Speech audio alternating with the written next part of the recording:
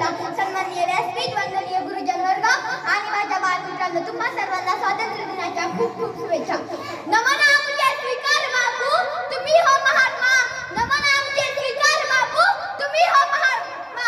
भारताच्या भवितव्यासाठी तुमचा समर आत्मा, तुमचा समर आत्मा.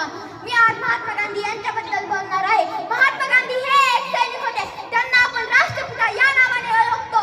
त्यांना बापू या नावानेही ओळखले जाते. सत्याग्रहाबरोबरच अहिंसेचे तत्त्वज्ञान त्यांनी संपूर्ण जगाला शिकवले. त्यांनी आपले संपूर्ण आयुष्य देशसेवेसाठी खर्च केले. महात्मा गांधींचा जन्म 2 ऑक्टोबर 1869 रोजी गुजरातमधील पोरबंदर येथे झाला. त्यांचे पूर्ण नाव मोहनदास करमचंद गांधी असे होते. त्यांच्या वडिलांचे नाव करमचंद गांधी व आईचे नाव सुतईबाई असे होते. त्यांचे प्राथमिक शिक्षण राजकोटमध्ये झाले. उच्च शिक्षणासाठी ते इंग्लंडला गेले. वयाच्या 13व्या वर्षी कस्तुरबा यांच्याशी त्यांचे लग्न झाले.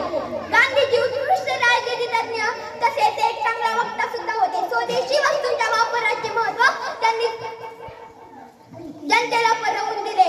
स्वदेशी मालावर बहिष्कार केला. त्यांना शोषण विरहित समाजाची स्थापना करायची होती. समाजाची स्थापना करायची होती.